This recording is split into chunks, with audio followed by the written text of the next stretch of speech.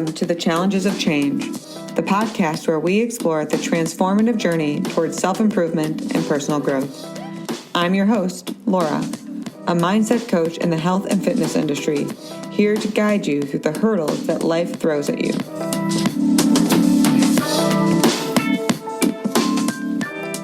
In each episode, we'll delve into practical strategies and insightful discussions to help you manage stress, regulate your emotions, upgrade your mindset, and ultimately reclaim your sense of worth. I'm thrilled to have you join me on this journey of change, challenges, and self-discovery.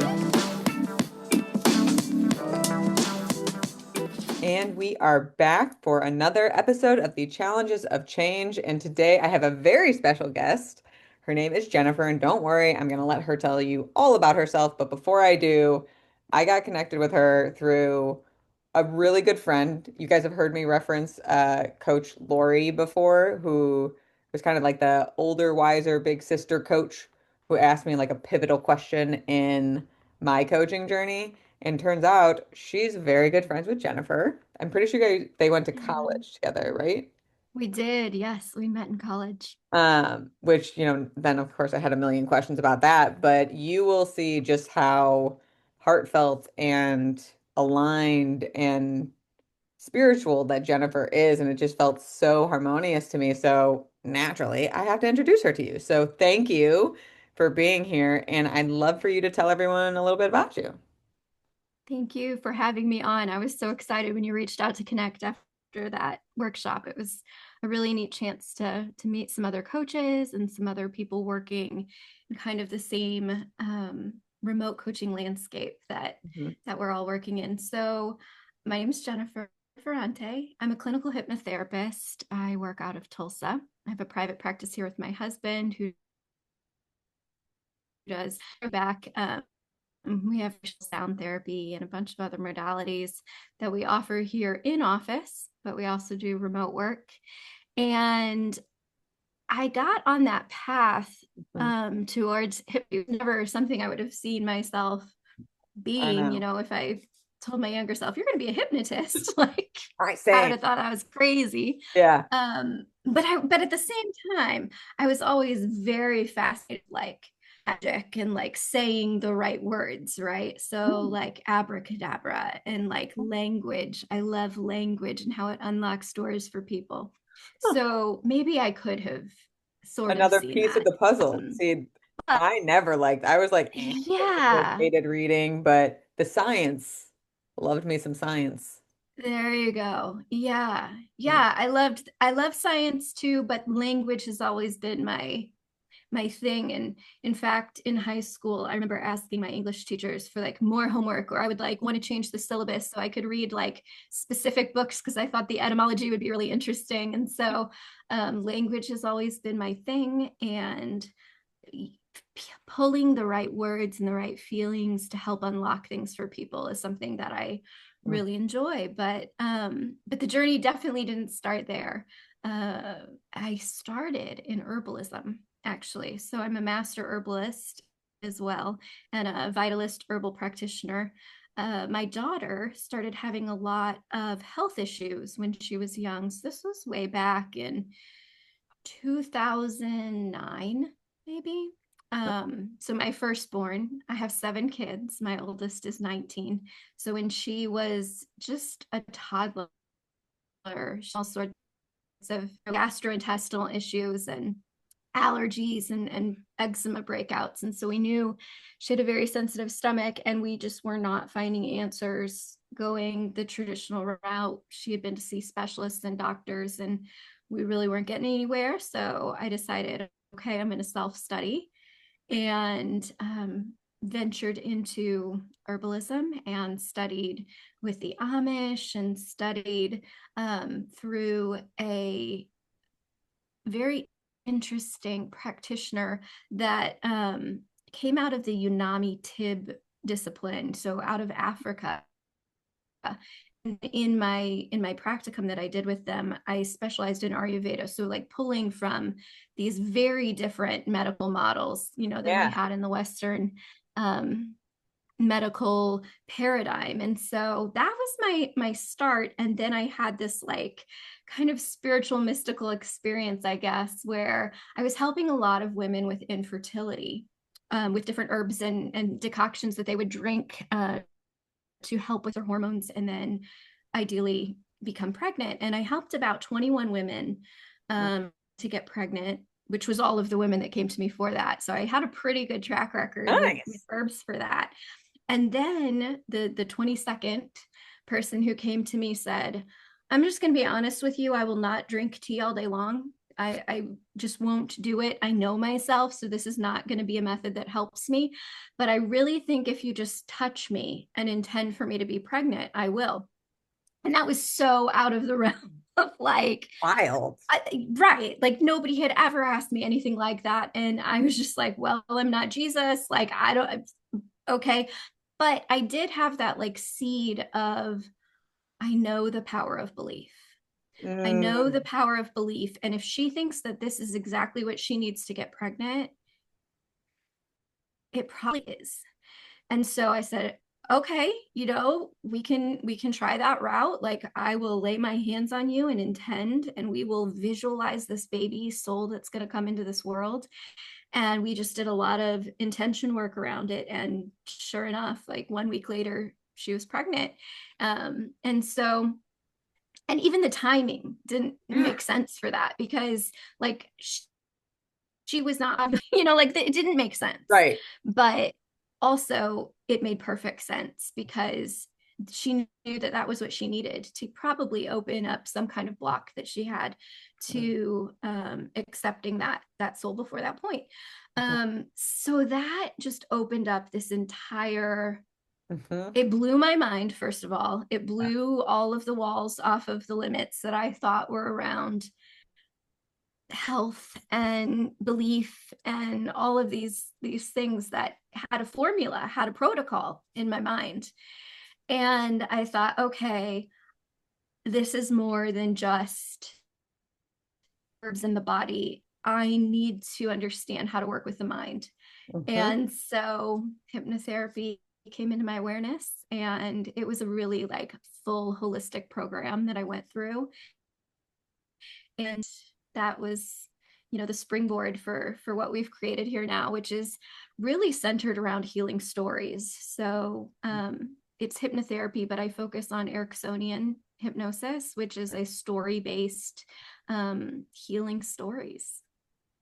I mean, yeah, I'm not surprised. Once again, I'm like my jaw's off my face. And if you guys could have heard the first kind of conversation Jennifer and I had, I think I was just like trying to study under her. It was so fascinating. You had so much wisdom. And to your point, like when you grow up with a certain story, with a certain belief system about well-being, health, and things of that nature, and then you're kind of empowered through the love of a mother to Mm. figure things out and kind of go with what is, it kind of finds you. And I could have never imagined that this is where I would be. Also, I could have never imagined that I would believe what I believe today and the stories I've Mm. dismantled. And already I started writing down like things I want to talk about, which is like everything.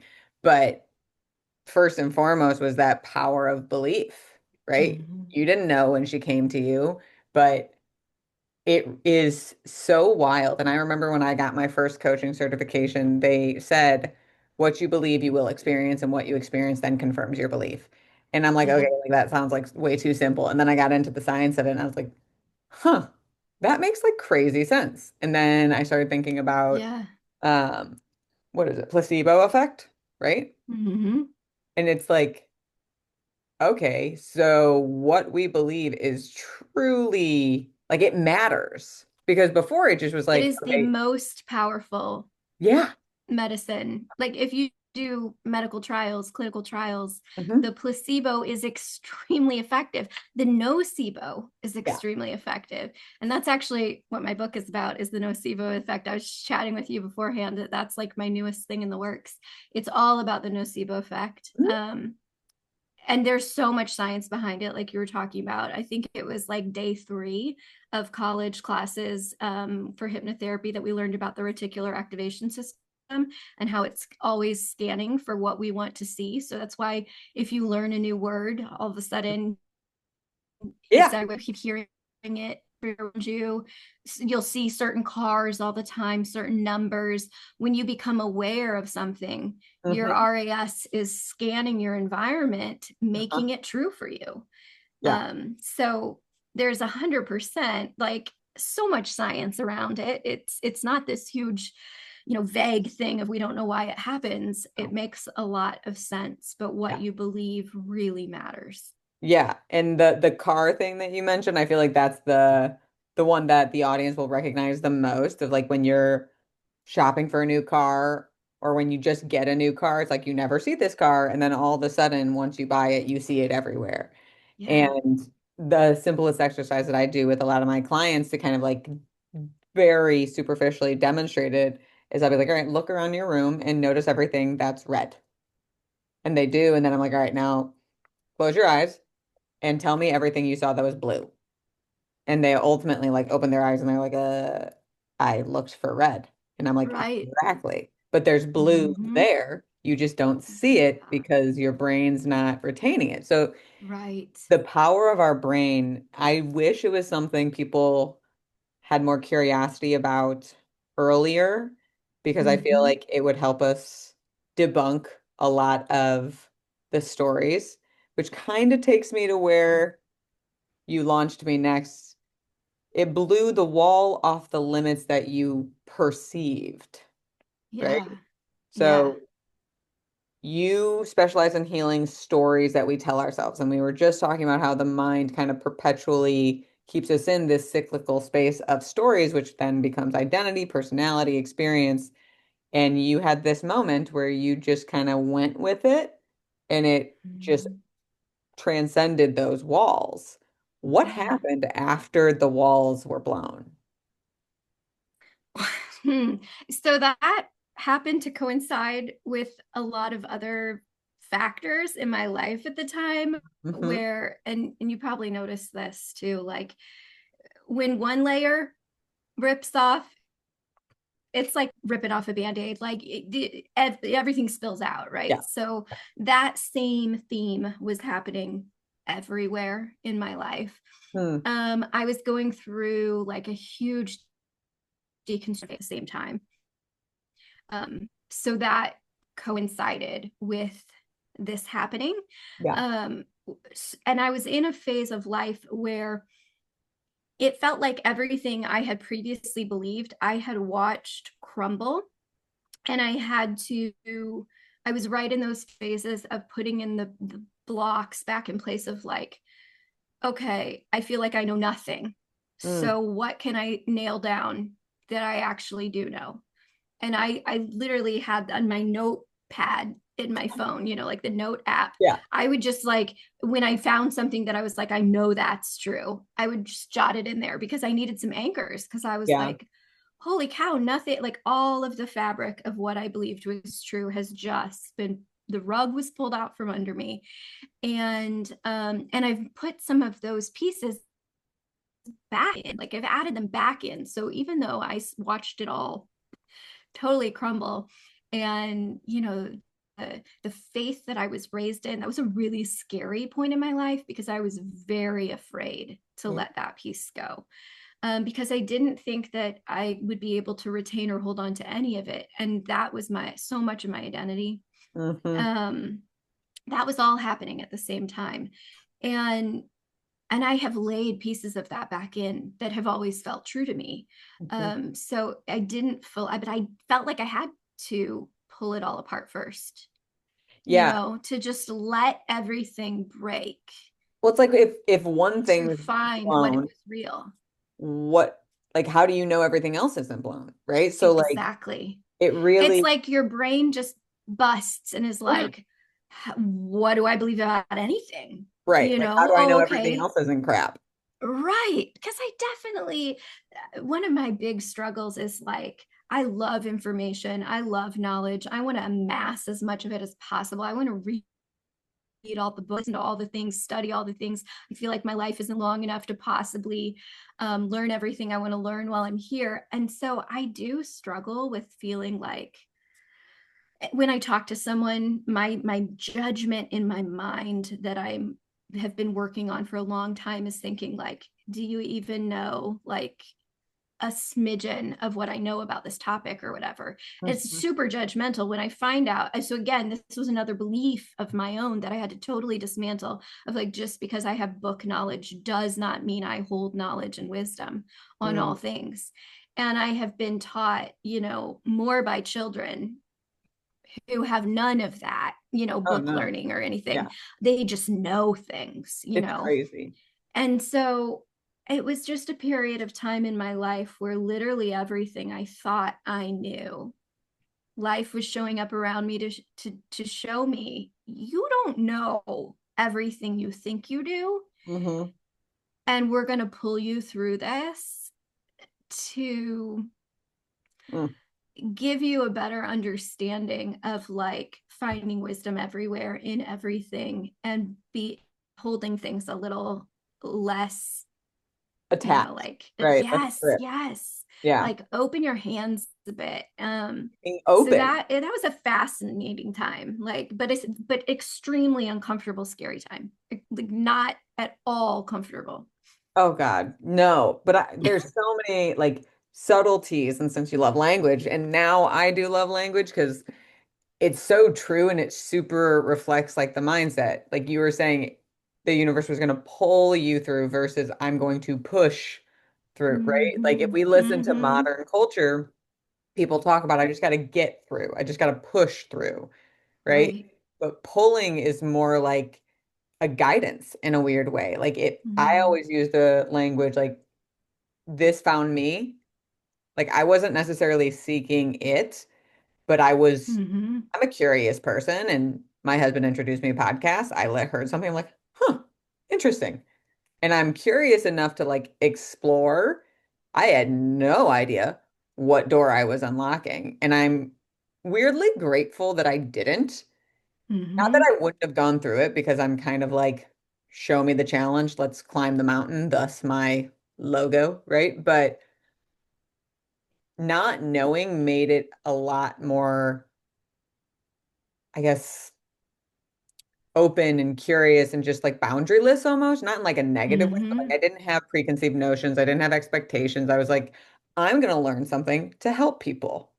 And then what ultimately happened, and it happens a lot, is we have to destroy things to create something new. And to your Yeah. point, a lot of the things that you had to challenge have come back and like grounded themselves as still a truth, which I think is really important Mm-hmm. because the same thing has happened with me. Like you should have it go through the filtering system of, is this still my truth? Or is this the truth of Right. 2 decades ago when my parents told me? Because like this was something I had to talk about and it's super superficial.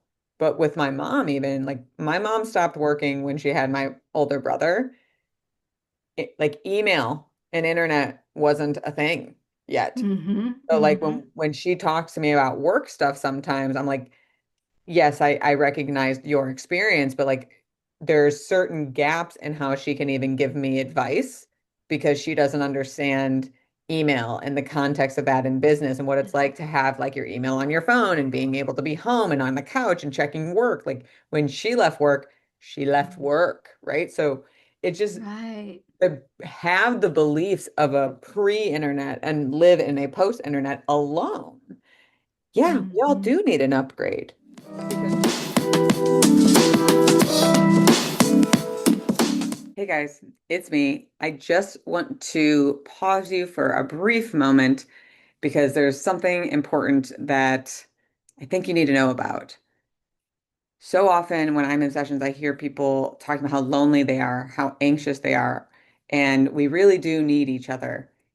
And I've seen through a lot of my corporate work the power of growing and evolving together. So I am super excited to announce that I have launched my community, the Challengers Circle, where you get to come in, become a challenger, connect with other people going on personal growth journeys, understand what the circumstances are like, share your challenges and see how similar we all are. And there are so many resources in there to help you, from a personal coach to guide you through it, different chat rooms to share experience, different labs where you can literally practice boundary setting, practice saying no, practice regulating your nervous system. Whatever it is that your challenge is, we have created such an in-depth platform that can really, really help you create the change you want to see, because it's not just about the information. It's not just about knowing. It's about the ability to apply.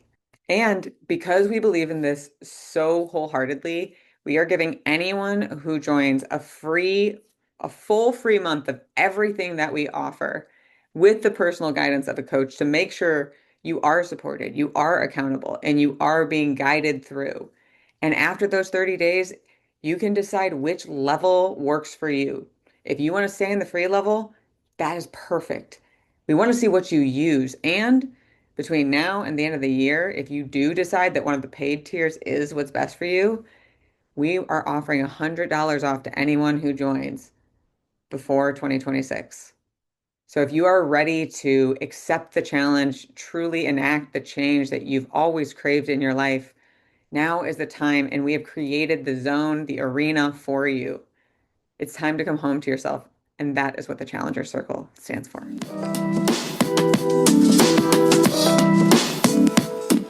Because we're Mm-hmm. believing things that aren't necessarily true.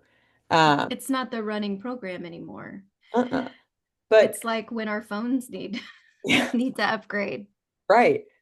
So it makes me curious about balance, because Mm-hmm. you've said a few key things like anchoring yourself in, okay, this is still true. Like you felt the discomfort, which discomfort is growth. We never grow without discomfort because our brain doesn't know it's safe yet, right? So Mm-hmm.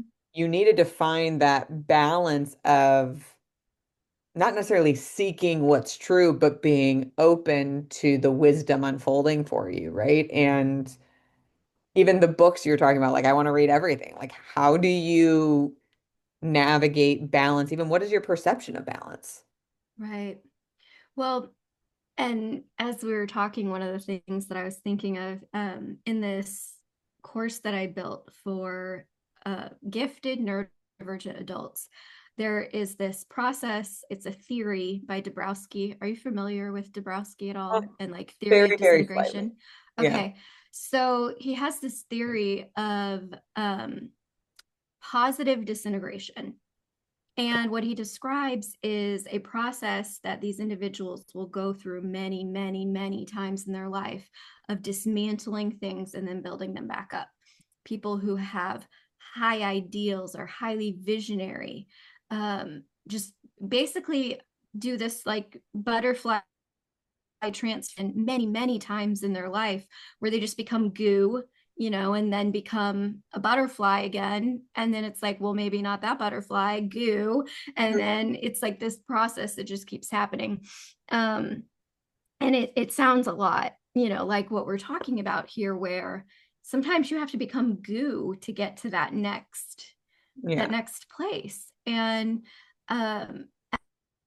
the balance is finding, well, again, so there's some things that you don't throw the baby out with the bathwater, right? So being able to sift and see in this next season of life what from the previous seasons is beneficial for me to put in my backpack and bring into this one, because if we are always described, this is sad, I have been described as a person who will scorch fire everything when I move on to something else, and it's not flattering at all. It wasn't meant as like, it was not meant as a compliment. It was really meant as like a, do you realize you burn everything when you move into something new? And this was a while ago. I don't think I hold the same signature anymore, but it's something I've had to learn because I'm tempted to. I Mm, am very tempted to just like create a new me each time. I'm like, oh, I don't like how this is going. yeah. Start from scratch. And start from scratch, I have found, is rarely beneficial. like wisdom is a thing for a reason. And Yeah. we grow in wisdom as we age because we're pulling from all of those life experiences. And so even when, we blow the roof off of one of our paradigms, like we still have a structure that stays sometimes, or we have, things that don't get burned up in the fire that we want to carry forward. Mm. And I think the closer we get to a feeling of, let me think how to say this, like the more we know who we are at our core and why we are here, the more clear those decisions can become for us of, does this serve who I am and why I'm here in this time? Yeah. Those are questions that I often ask when I'm like evaluating things of, Yeah. how do I in my life? There's a lot of good things, interesting things, fun things that I could be doing. Mhm. But does this sit in alignment with who I am or what I am here to do and this time, this season of life? Yeah. I remember reading this quote, and I'm curious if you believe it too, earlier on in like my growth journey that the universe never gives you more than you can handle or something like Mm, that. And as I was listening, I was kind of like having a flashback of my own growth journey and like I remember like key pivotal moments, like naturally crying in the closet, crying by the lake, crying in this corner, like lots of mm, crying. Um, Uncovering, grieving, whole like creating space for what was meant to be born. But if it would have all happened at once, like I think I would have just been frozen. So it's interesting because I don't think I was I don't feel like I was doing it, right? Like mhm, I felt like I was going through my coaching course, I was learning and applying, and that was bringing random things up because I wanted to. I'm always my first test subject before I ever teach it to anyone, right?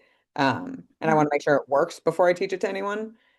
And do you feel like the same was true in like your growth, where like whatever it was, the universe, your brain, your body, your mind, whatever you want to call it, was kind of pulling you based on like what your system could handle at each mm. stage?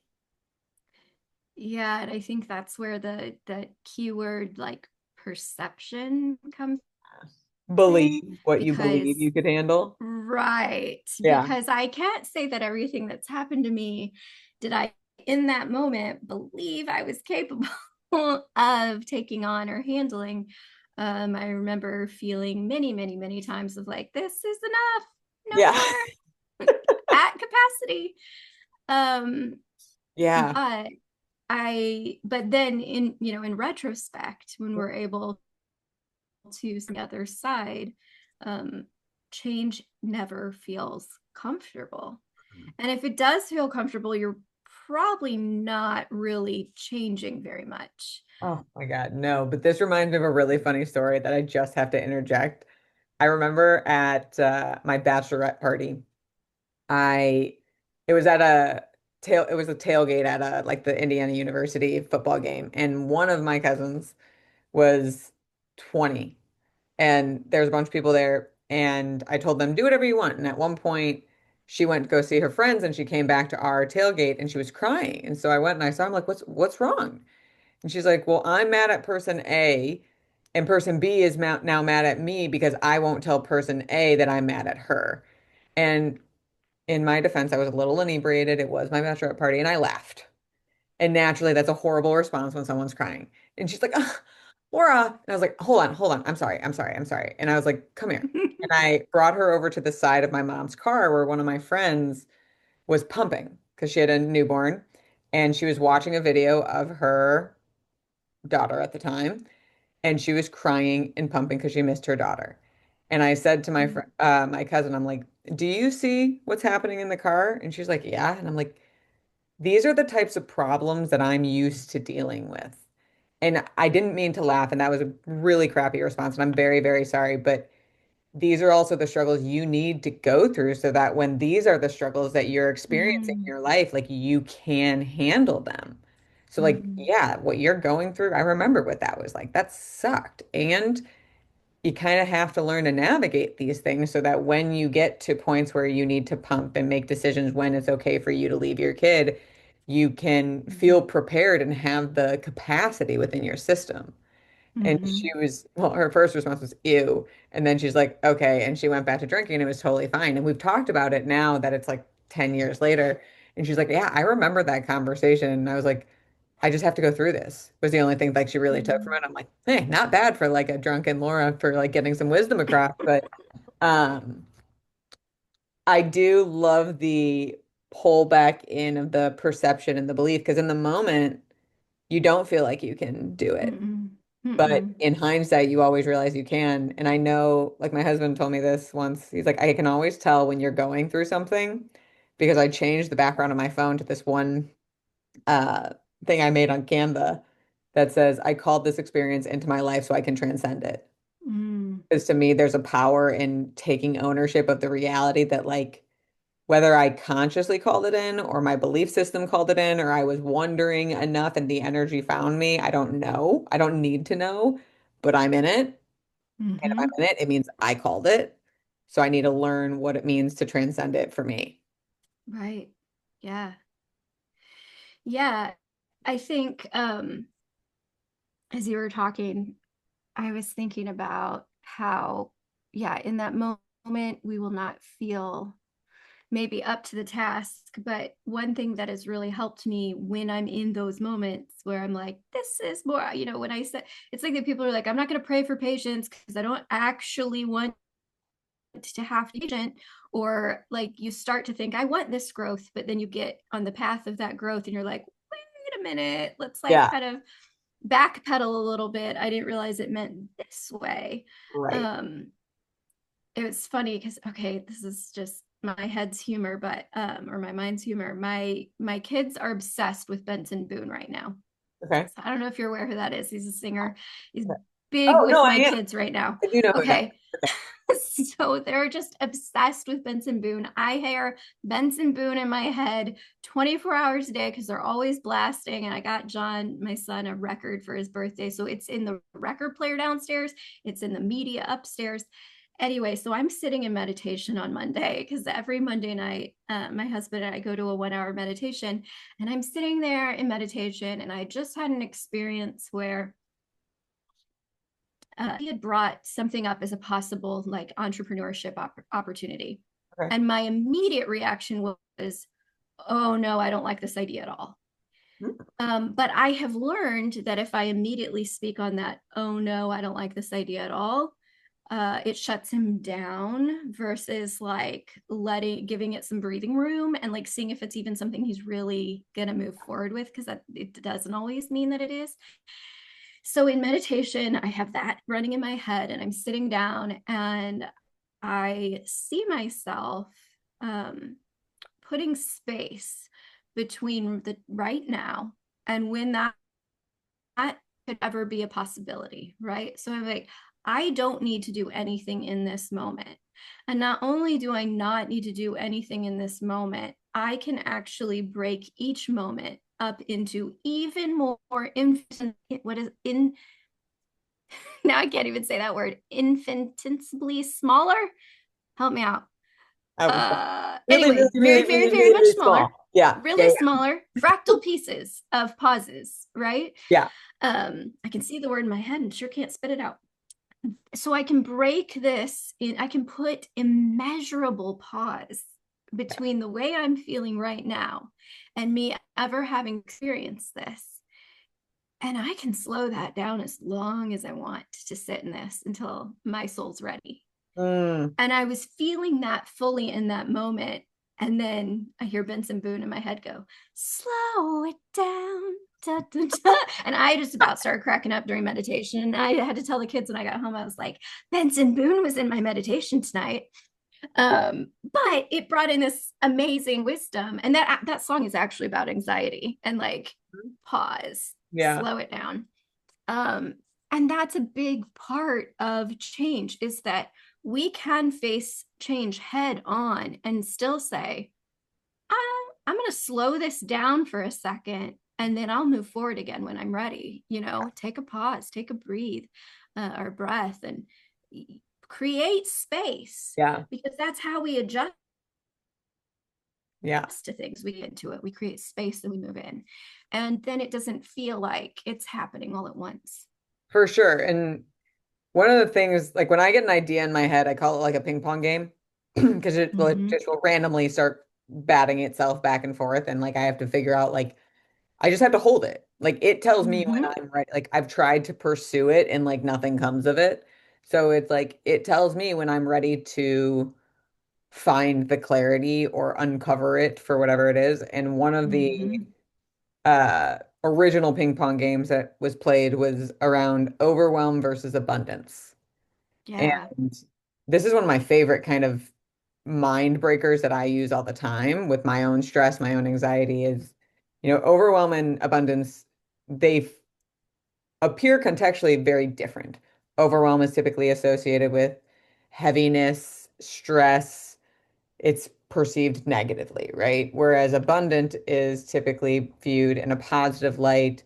There's gratitude Mm. associated with it, and there's plenty. So, but if we look at what they have in common, what they have in common is there's a lot, Yeah, right? I love that. It's very similar. When you look at the mindset of people who experience their allotness as overwhelm versus Mm-hmm. abundance, the people who experience their allotness as abundance, they recognize I have a lot on my plate and I get to choose how I engage with it. And that sentence is like a mantra tattooed in my brain, I swear, because I'll randomly, in pursuit of something, start to notice pressure. I'll be trying to balance too many things. And I don't know where you are in balance, but I kind of understand balance as like a bumper. Like this is kind of the zone of balance, and I have to like know the lines and be able to sense when I'm Mm-hmm. getting closer to like, oh, I'm feeling bored or lazy and I need a new challenge, or I'm putting too Mm-hmm. much on my plate and I'm feeling a little overstimulated or overwhelmed and I don't feel like I can choose how I engage with it. And like just sensing that is kind of how I've learned balance. So it's not like a I am balance. It's like I'm skating in this weird zone. Yeah, you feel into Yeah. balance. Yeah. And when I start to sense pressure, that's like the first warning sign that I'll notice, like, ooh, you're getting near a boundary line. And I'll normally just take a breath and be like, I have plenty on my plate and I get to choose how I engage with it. So what am I choosing or am I choosing? And Mm-hmm. the reason that came up for me is when you're talking about like I can choose when I engage with this idea of entrepreneurship. I can choose how much space I put between this moment and these thoughts. I can choose if I respond. Like, that's one of the Mm-hmm. simplest ones that seems so obvious, and yet people don't use it. Like, my husband and I were having this Mm-hmm. conversation the other night of like, I said, I'm like, you don't have to tell me everything you disagree with. And he's like, what do you mean? I'm like, if you disagree with something, you don't have to tell me. He's like, yeah, I do. And I'm like, why?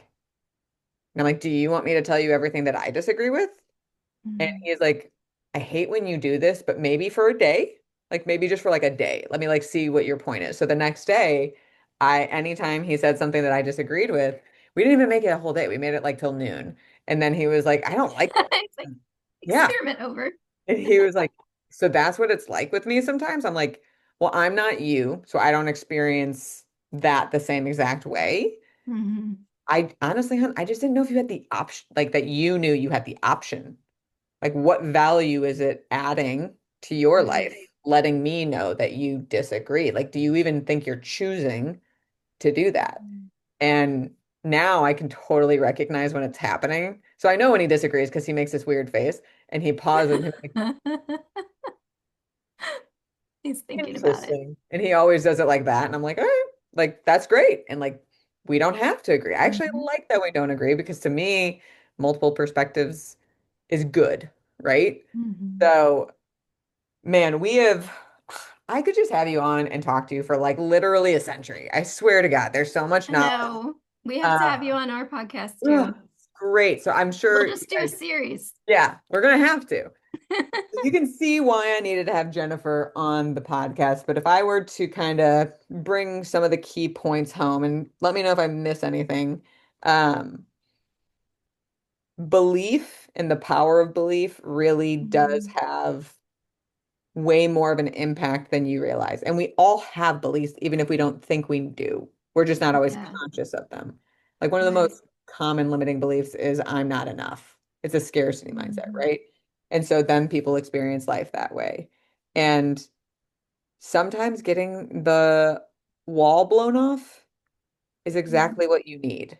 It doesn't mean you have to abandon everything. It just means that you can open to what's true for you as the person you are today, not what you were told or what culture tells you you're supposed to be. And Absolutely. learning how to kind of anchor yourself and choose how you engage with your world and create space based on what really serves you.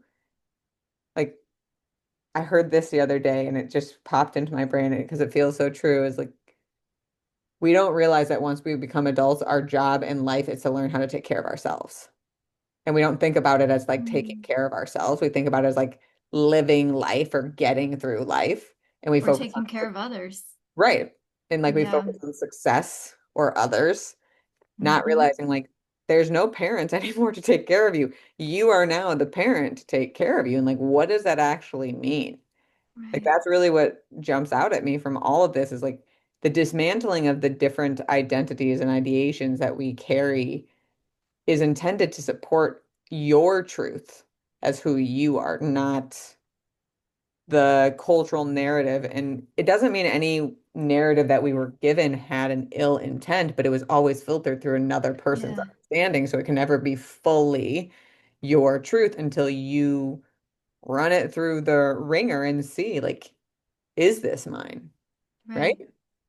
And that you get to choose, because so much of what we believe is that there's almost always objective truth, when in reality majority is a subjective truth and Mhm. perception. And one of these types of situations that always sticks out to me around the time that I was starting with hypnotherapy is it was so during COVID. I had a client reach out to me and say, I am required to take the COVID vaccine for my job. I personally don't get vaccinated and am really afraid of this shot. What do I do? And I said, have you decided to get it? Because that's the first question. Because Yeah. they could say this is my boundary line. I'm quitting my job, or they could say my job is essential in my life, so I am. And they said yes, I've decided I am going to get it, but I'm scared because I don't. And I said then the best thing that you could do right now for your health is believe that when you get this, it is going for your highest benefit, that every cell in your body is receiving it to receive health and vitality, that it's going to wake up all of your immune system. And I don't have like a belief about good or bad around that. It's just if you've decided to do this, then you get your full mind on board. And if 100%. you've decided not to, then you get your full mind around that. Yeah. And so it's only when we read the line where our subconscious believes something that our conscious doesn't, or that our conscious mind believes something that our subconscious doesn't, that we are now in tension and Yeah. we have disease. Yeah. That is brilliant wisdom. And I love how you broke it down because to try and convince someone who's already made a decision when they're in fear, like Mm. that wouldn't help them. And it really does help with like navigating challenging relationships and experiencing people that maybe you do or don't agree with because like you can just understand like that's their belief and I don't need to change that for them. If I'm Mm-hmm. having a problem with it, that's my problem. But a perfect kind of bow on today. So I know so many of the listeners are going to need all of you. So where can people find you? So the best place would be on my website. So ferrantefamilywellness.com is our website. You can book remote sessions that way. If you're local and you're in Tulsa, you can come in office. I also am in the pre-order stages of a book that I'm working on that is exactly what we talked about today. Like exactly everything that we were discussing today. I started writing this book pre-pandemic, Hmm. and it's about a pandemic.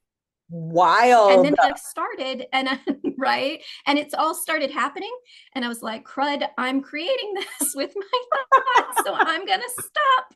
And I stopped writing it, like literally, like it all started happening, and I was like, ooh, scale it back. Just a little. And so I took a little sabbatical from it, and then I saw the collective themes that were coming up in my practice now, and some of them were the same themes that were in that book. And I said, I got to pick this back up, Mm, because I do a lot of short form story hypnosis with my clients, but I wanted the challenge of a long form collective healing with story. So if that's something that's interesting to you, please check out my book. It is on pre-order right now. I am dripping out every week the next chapter of audio. So by the time the book releases, those who have pre-ordered it will have the whole book on audio, which is kind of a fun incentive to pre-order. amazing. And I'll have you send me those links so that we can put them in Yeah. the show notes so everyone can order. Um, but what a pleasure. I mean, thank you so much for your time, your soul, your attention, all of it. I love what you do in the world. I love every conversation we've had. So just thank you. Thank you for having me on. I was so excited all week long when I saw this in my calendar. I was really happy. So love to Crazy be to like here. do. Love to I would love to have you on ours as well. So people who watch your podcast can come find you on ours, and I'd love to do some more follow up with you. We definitely will. Well, guys, thank you for tuning in. As always, if you heard something today that resonated with you, reach out to Jennifer, share it with a friend. Remember, we are stronger together, so let's face these challenges as a united front. Until next time.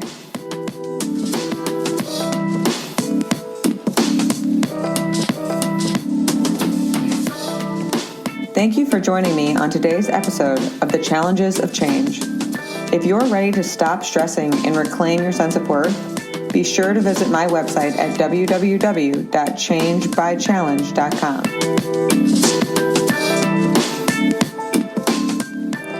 There, you'll find loads of resources, blog posts, and information on how to work with me, Cora, as your personal mindset coach.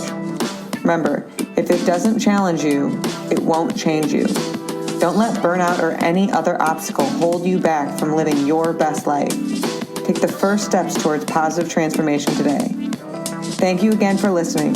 Stay confident, stay inspired, and embrace the challenges of change. Until next time.